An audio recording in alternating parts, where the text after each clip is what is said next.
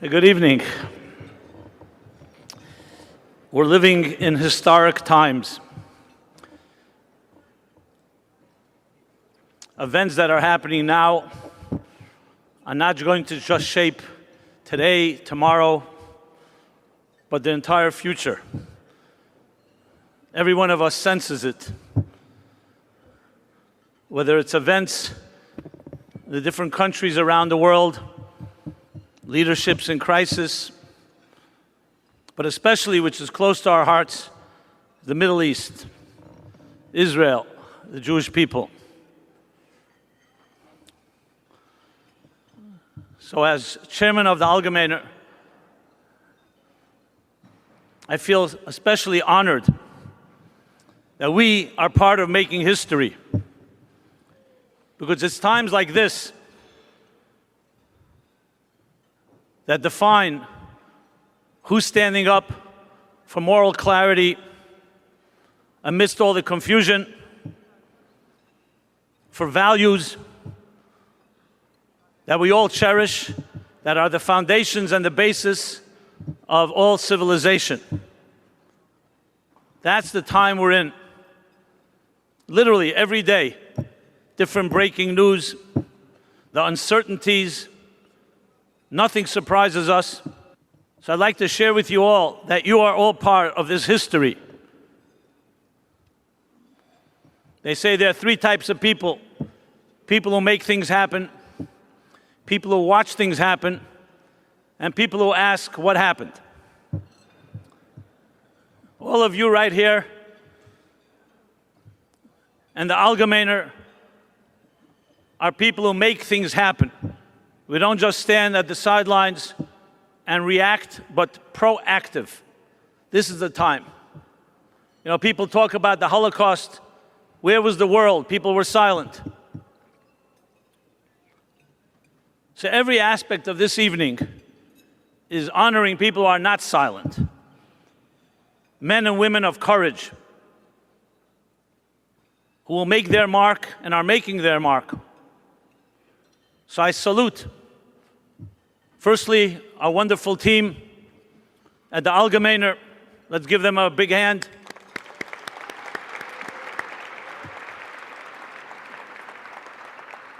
The editorial team,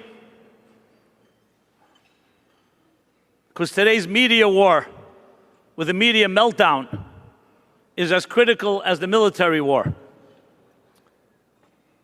Our honorees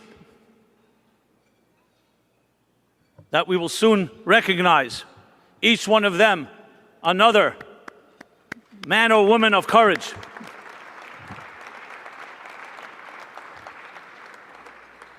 I want to make special mention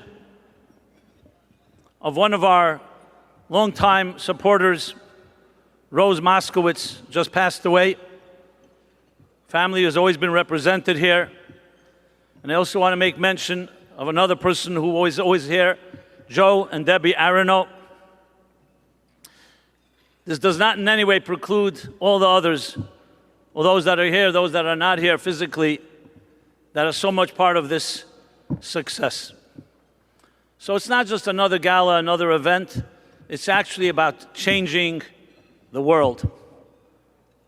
Now, as the Jewish people are here thousands of years, there's a reason, because we were always proactive. And we pledge tonight, reaffirm our commitment to not be onlookers, but to make things happen. So thank you all for being here. Tremendous, tremendous honor. And may tonight's gala have its perpetual impact on each of us and on our respective spheres of influence, wherever that may be. Thank you. Thank you so much. It's such an honor to be here and been so moved by everything I've heard tonight.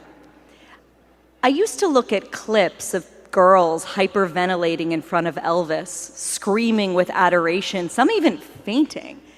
And I have to say, I never understood that kind of fever. Then I walked alongside Douglas Murray in Tel Aviv. At a certain point, I wondered if the Israelis crying, hugging him, thanking him, knew something I didn't. Was this British-born, Eton-educated Gentile actually a descendant of King David himself? Forget Elvis. His was the sort of welcome normally reserved for war heroes. And in a sense, that is exactly what Douglas Murray is. It's true. Like King David, he is not carrying a gun, though he's pretty jacked. He's not smoking out Hamas from their terror tunnels in Gaza, nor is he hunting down Hezbollah in the hills of southern Lebanon, though he has been to all of those places, notebook in hand, as he has been to Ukraine and half a dozen other battlefields of the free world. You see, Douglas Murray is a warrior in a profoundly important battle, and one that has been invoked many times already tonight. And that is the battle for truth against lies in this unending war for this thing that we call the West. It is a war of ideas, of conviction, and of will, necessary to keep not just this republic, but our civilization. That was true of Douglas before October 7th, as anyone who has been reading his columns and his prophetic books, especially The Strange Death of Europe, for many years can attest. But it was after October 7th, when the well-heeled and the pedigreed threw their lot in with Hamas, that Douglas Murray grabbed his pen and his microphone, more powerful than the sword or even the slingshot, and leapt into the fray. He has not stopped fighting with his words and his wit, with his deep sense of history, and with his firm grasp of our present moral crisis. He has brought down, almost single-handedly, the moral monsters and the pseudo-intellectuals, the justifiers, the operatives, and the liars. Edward R. Murray famously said of Winston Churchill that he mobilized the English language and sent it into battle. Now, Douglas, of course, is British, which means he is physically unable to take a compliment, so I'm sure he's going to despise the comparison. But who in this room can hear that line and not think of Douglas Murray? Douglas, who has written of America as amazing not by accident, but by design. It is time he has written that we understood that design and paid due reverence to the designers themselves. Douglas, who has written of Israel and of the generation fighting this war, people will write books about this generation. And the best thing about it is that it should tell us that there is a better way. Anyone who feels down from spending too much time with people in America should go to Israel. And you will see that, among other things, the people who thought the next generation of Israelis just wanted to party were wrong. It turned out not to be an either-or thing. You can fight for your country and your people, and you can still dance. The weeks and months since October 7th, 2023, have been very dark ones for the Jewish people and for all of those who value life and the civilization that values life. They have been dark days for anyone who understands that Israel's war is our own, and that the people fighting that war are on the front line of the free world. Douglas has put it this way: Western civilization is based on the legacy of Athens and Jerusalem. What is being attempted by Israel's enemies right now is the philosophical and cultural equivalent of burning the libraries of Alexandria, and not in a metaphorical way, the real thing. So many of our supposed friends just do not get that. And so we have had to look hard over the past year and a half for the light. And we have found it. We have found it in Douglas Murray, the brightest beacon of all. How lucky are we to have a man of unbreakable courage who understands that he is fighting for something that is so fragile. How lucky are we that he takes that job so seriously in such a silly and unserious time. How lucky are we to have a champion of truth in what Auden called a low, dishonest decade. How lucky are we to have Douglas at this moment when the West's most insidious enemies are our neighbors, teach at our colleges, serve in our legislatures, and edit our most famous newspapers. Some might think that the tide has now shifted in favor of those who want to preserve the miracle of liberty. Maybe that's true. Or maybe the moment will be fleeting. We don't yet know. What we do know is that we can count on Douglas Murray. What we do know is that he will never, ever tremble, never waver, and never give up in the fight for the good and the true. And what we also know is that we are forever in his debt. Please join me in welcoming Douglas Murray. Can I just first of all start by thanking the Allgemeine for this great honor and to thank all of you for being here, various people in the room who make my life possible and indeed endurable, and you all know who you are, so thank you. David mentioned the importance of truth in his remarks, and actually in her remarks just now, Barry echoed something that was on my mind. We didn't plan this, but it sometimes happens this way, that two people are thinking about the same thing, and she made a subtle, glancing reference there to W.H. Auden's great poem written in this great city, September the 1st, 1939. And it's often on my mind, as it is particularly perhaps tonight, because it's slightly embarrassing, as she said, for somebody who's British to receive an award or indeed a compliment.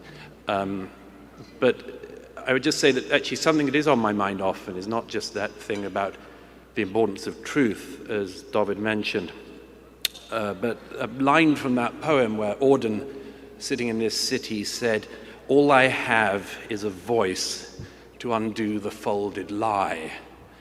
And I suppose I think of that as one of my self-appointed tasks, to try to use what voice I have to undo the folded lie.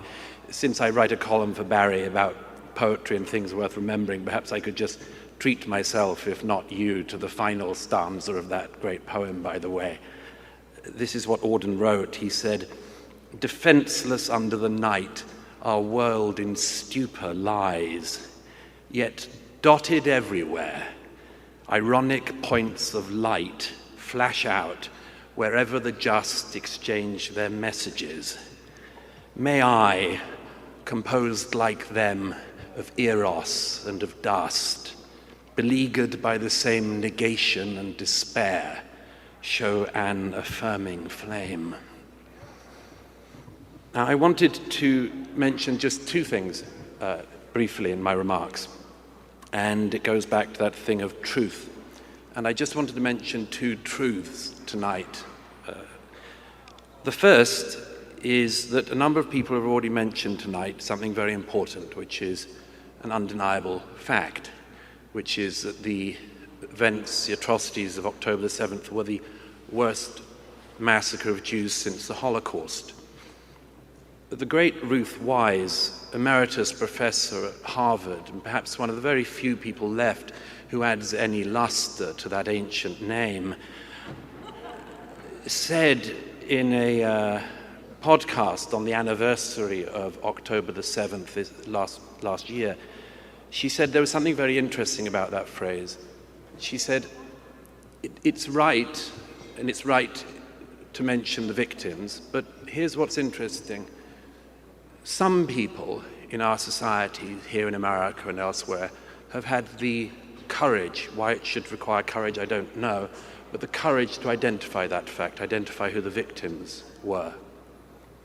Yet what's almost entirely absent in our society is anyone with the courage to identify who the Nazis are, to say, why are they among us? Even at the worst times of radicalism in this country's past, we didn't see people at major institutions, Ivy League universities, distinguished guilds and trade unions and much more. We didn't see them siding with people who wanted the annihilation of the Jewish people. We didn't. What has gone wrong here in America and in the West? That there are people playing, I'm being generous, with the most dangerous evil imaginable.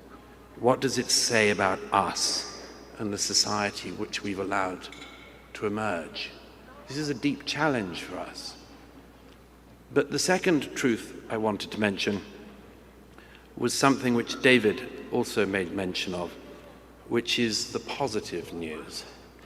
It's been, as Barry mentioned, my enormous honor to spend much of the last 15 months with the young men and women of the IDF. Having an award called Warrior of Truth, as I say, is slightly embarrassing. I would like to return the favor in a way. The real warriors are very clear. We all know who they are. They are these remarkable young men and women, and we owe them everything, and the civilized world owes them everything.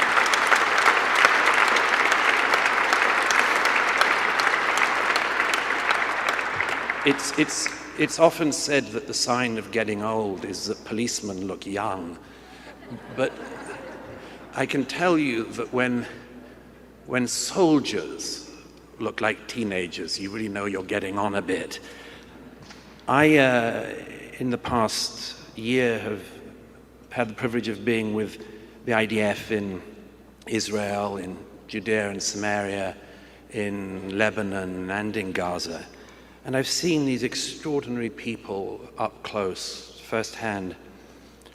I wanted to just mention two groups of soldiers in particular. One is the soldiers of the Golani Brigade.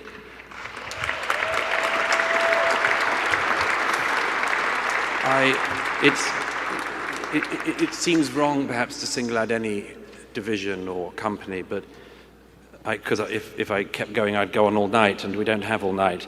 I was with the Golani Brigade quite a lot in the past year, and on one occasion I was in Lebanon with them, and two things happened that made a particular impression on me that day. The first was a rather embarrassing one, which was that a young soldier in the battlefield recognized me and saluted me. And I was simultaneously deeply moved and deeply mortified. I said, but you're the one that deserves a salute. I'm just a writer. But later that night, the brigade returned to one of their headquarters in Binyamina, and a UAV drone came through the ceiling of the dining hall as they sat down to their dinner. And I was there as the wounded were being brought out, and my cameraman was helping tend to the wounds, the minor wounds. Four young men were killed, but I was speaking at one point to a young, he looked 12, 19-year-old soldier, and his friend recognized me, and we started talking, and this young soldier said in rather broken English, he said, you're a writer, you're a journalist? I said, yes. And he looked at me, he had blood on his neck, and he said, are you on our side? And I said, of course I'm on your side. And he said, but it seems to me that a lot of the world thinks we're the bad guys. And it just was heartbreaking. So I sat down with him and explained to him that although there are evil people in the world who do think that, all the good people are on his side.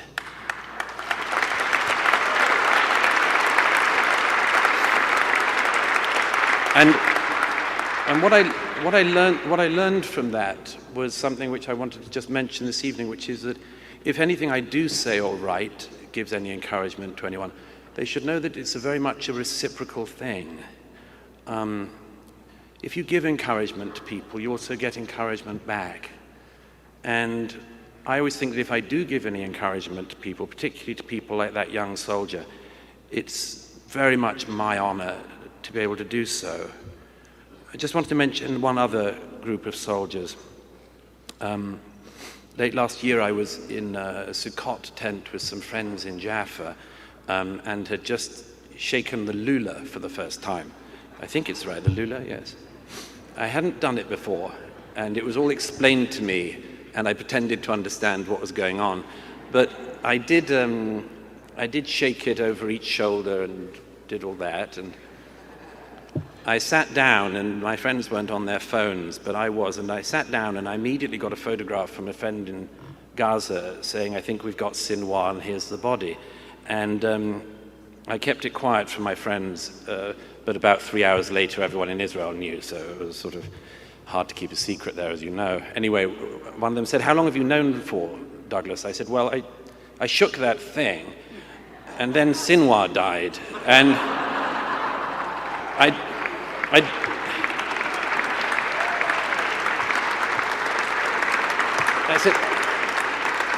I said I didn't like to say anything, but this is a really dangerous weapon, and you should make sure it doesn't get into the wrong hands. In any case, I tried to get to Rafah as soon as I could, and I managed it within about 24 hours. And it was my great honor to be there with some of the young men from the IDF's Infantry Commanders and Combat Training School, known as the Bizlach. And there were several really remarkable things about that day. One was hearing firsthand the battle they'd had the previous day, a couple of days earlier. And there were two things in particular that stood out to me. One was that it was members of this unit who had had this terrible, terrible tragedy happen the December before, where someone had, in this terrible situation, in this unimaginable battlefield that Hamas had created, had accidentally shot 3 hostages. And it was a nightmarish day, which, as ever, much of the international press misrepresented and presented it as if, the Israelis are so evil they even killed their own hostages. It was disgusting, the international coverage. And as some of you will know, the unit in question went through very, very dark days. But the mother of one of the hostages who had been accidentally killed sent them a voice message after her son's death, saying, I don't blame you, I love you, I hold you close, and you have to remain strong. And in the middle of Rafah that day, one of the soldiers played me that they'd just got a message from the mother of that same soldier, and he played me the voice message. And here's what she said to them. She said, exactly 10 months ago, I sent you a message, and I told you to keep fighting, and not to think that you shot the kidnapped on purpose, because we need you safe and sound, and to keep taking care of yourselves. Today, you did the thing we were all waiting for. You saved the people of Israel. It was... But the second thing I wanted to say about that was another thing which has gave me enormous inspiration and encouragement. I realized that day that the young man who almost certainly fired the shot that killed the butcher of October the 7th was a 19-year-old member of the Bizlach. And here's a very, very interesting thing. That young man was not in uniform on October the 7th, 2023. In other words, by his actions, Yahya Sinwar created not just the generation, but the man who killed him. And this is a very, very great accomplishment and a great inspiration, I would suggest, to any sensible, sane young people worldwide. Young people in America and the rest of the West have lots of paths they could go down. They could go down that path of what I describe in my forthcoming book as the support of the death cults. They could side with the losers, with the Sinwars, with the Nasrallahs. But the cleverer ones among them might have noticed that those men all have something in common, which is that they've all gone to see their, in a fatal misreading, one 72-year-old virgin.